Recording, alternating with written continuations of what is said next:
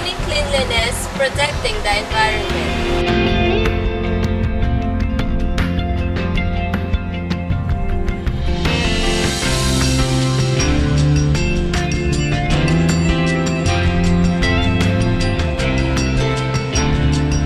Promoting waste-free habitat, ensuring quality life.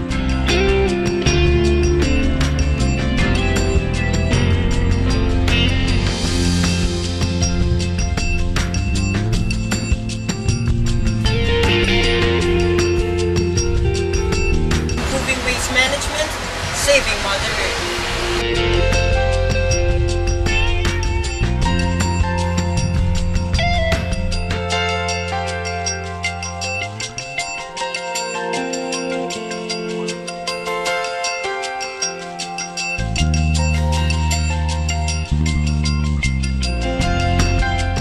Solid waste management and disposal, achieving a low-waste society.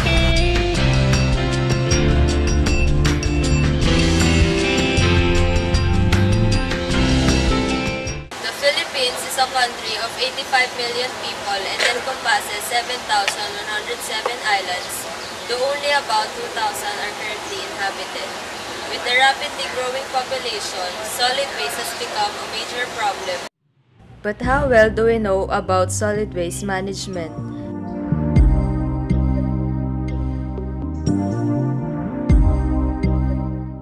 We've surveyed some students from the University of Santo Tomas regarding this, and here is what they have to say. Segregate my waste for proper disposal of garbages from biodegradable to non-biodegradable. I-segregate lang yung mga solid waste sa yung katulad sa school natin, yung biodegradable, non-biodegradable, tsaka recyclable.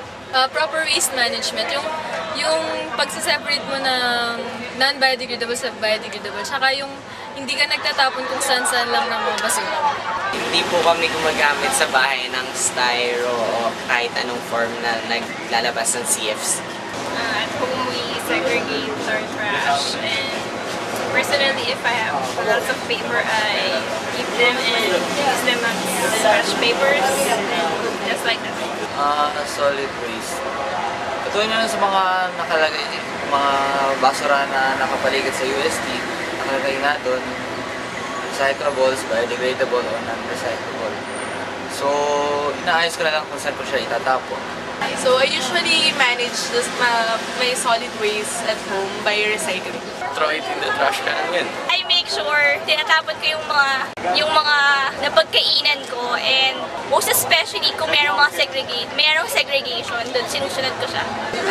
Para sa akin, para mag-manage ng solid waste is separate yung nabubulok at hindi nabubulok. Paper and plastic, di ba, pwede pa natin siya i-recycle. So para ma-separate siya doon, so hiwalay natin siya ng plastic. So yung pwedeng i-recycle, di ba, pwede pa natin ibenta, mas makagawa pa tayo ng profit out of that. So what exactly is solid waste? Solid waste is generally made up of objects and particles that accumulate on the site where they are produced. They are typically categorized by the sectors of the economy who are responsible for producing them, such as mining, agriculture, industry, and municipalities. Mining wastes are wastes from the processing of rock from mining operations. It includes solid materials that are typically dumped on the land near the milling sites, and liquid wastes typically stored in ponds. Agricultural wastes, the second most common form of wastes from the raising of animals and the harvesting and processing of crops and trees.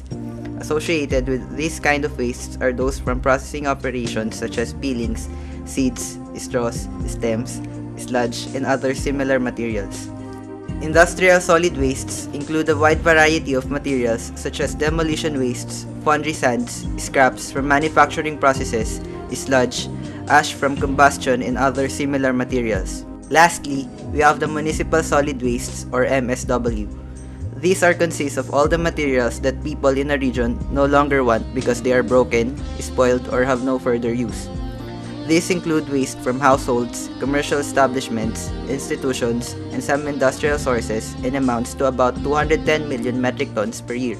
With all the different kinds of solid waste scattered in our environment, problems regarding their proper management and disposal arise. However, Methods of doing this have evolved in the past several decades and are being used today. These are sanitary landfill, incineration, source reduction, composting, and recycling.